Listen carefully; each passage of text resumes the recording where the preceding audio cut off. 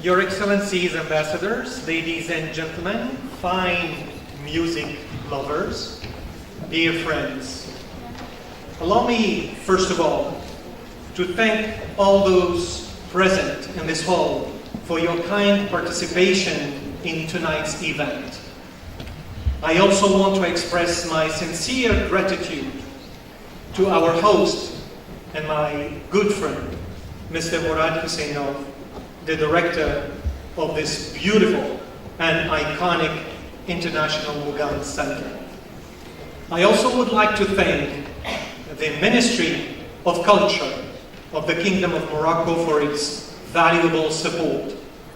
I believe that it wouldn't have been possible to hold this recital without their active participation. Ladies and gentlemen, as most of you already know, these last 2 weeks, the embassies of Francophonie or Francophone countries have made lots of efforts in order to present the best possible cultural events to our Azerbaijani friends. Many of the ambassadors of these countries are here with us this evening, and I think they do deserve a big round of applause.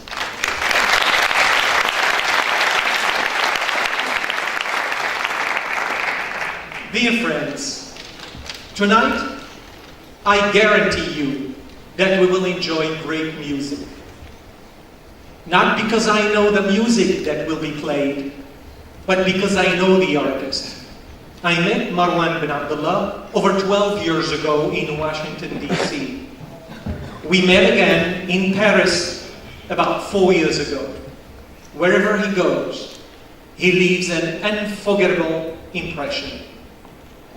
The New York Times praised his resourceful pianism, lyrical instincts, and thoughtfulness. The French newspaper Nice Matin underlined his stunning natural virtuosity. And the US newspaper Cleveland Plain Dealer talked about his delicate stylishness. Marwan bin Abdullah performed in numerous prestigious halls, including the Carnegie's Zenkel Hall, the Kennedy Center, the Aspen Music Festival, Teatro Colón with the Buenos Aires Philharmonic Orchestra, the Castleton Festival Orchestra, and the Gstaad Music Festival, and many more. Before that, Marwan studied at the Bela Bartok Conservatory, and he received his diploma from the prestigious Franz Liszt Academy in Hungary. He has won several prizes, including the Medal of the Hungarian Parliament. Dear friends, tonight's performance is the outcome of years of research and hard work from Marwan bin Abdullah. It is indeed an interesting project where he brought together more than 80 classical composers from different Arab countries, as well as Turkey and Iran, and also some Western composers influenced by music from North Africa and the Middle East. The challenge was even greater, as many of these works were written but have never been recorded in the first place. Marwan will talk to us more about this endeavor. Ladies and gentlemen, I give you Marwan bin Abdullah. In this program tonight, it is my pleasure to play in Baku, in Azerbaijan, for the very first time. I just said on TV that Azerbaijan had a very good PR campaign abroad.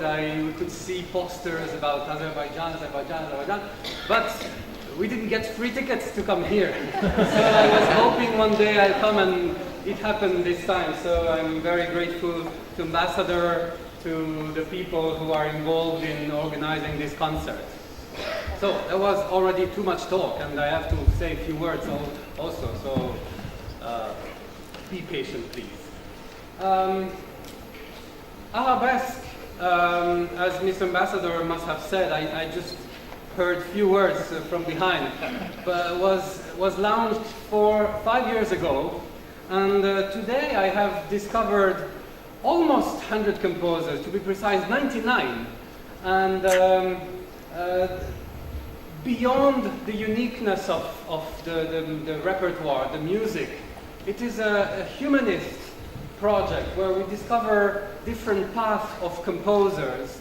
Most of these composers had to emigrate to Western countries, some to Russia, some to European countries, to the US, Canada, to study further music, composing.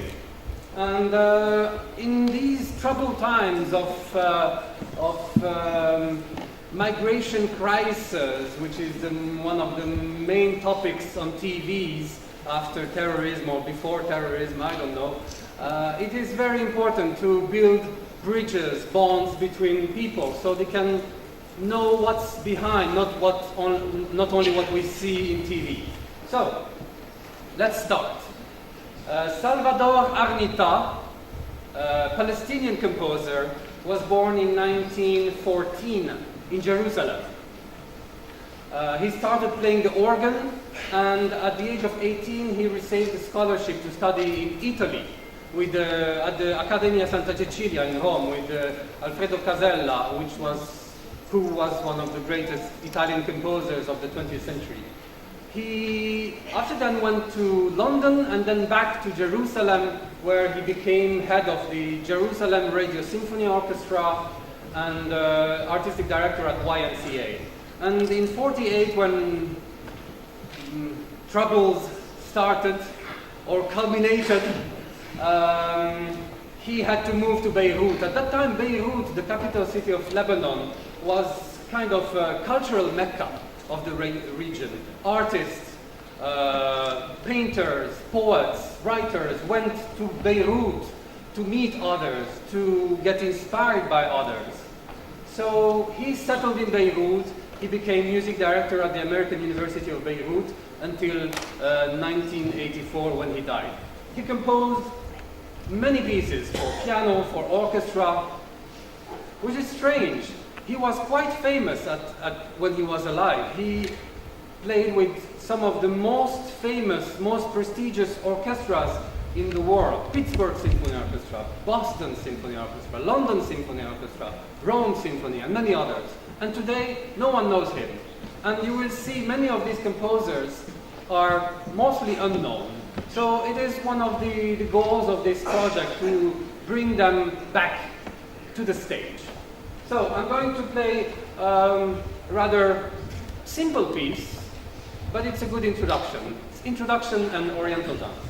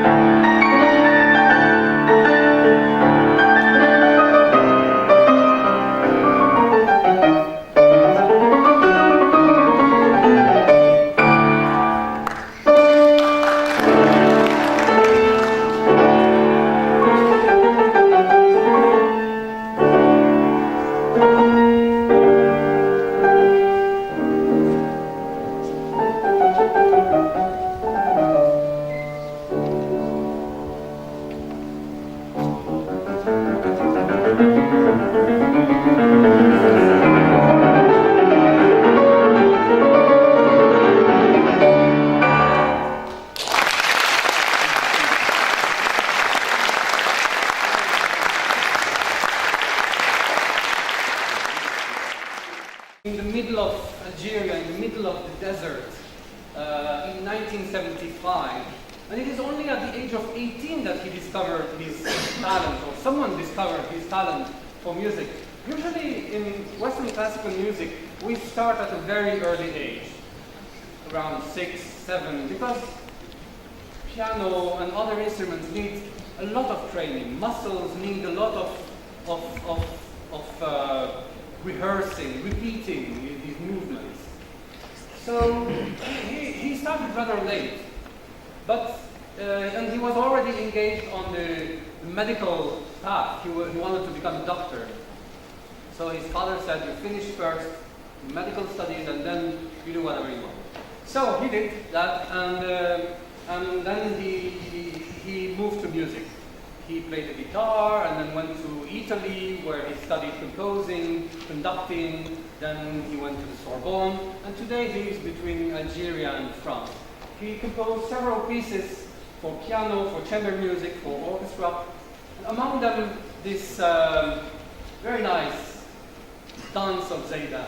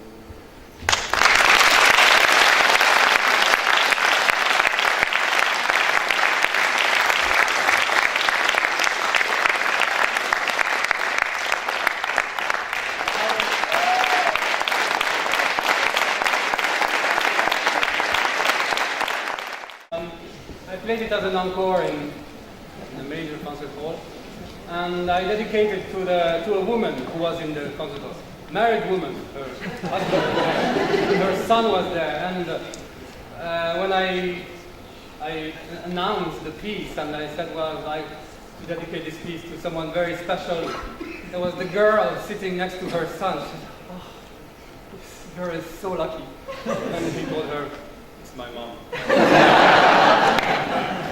Okay, so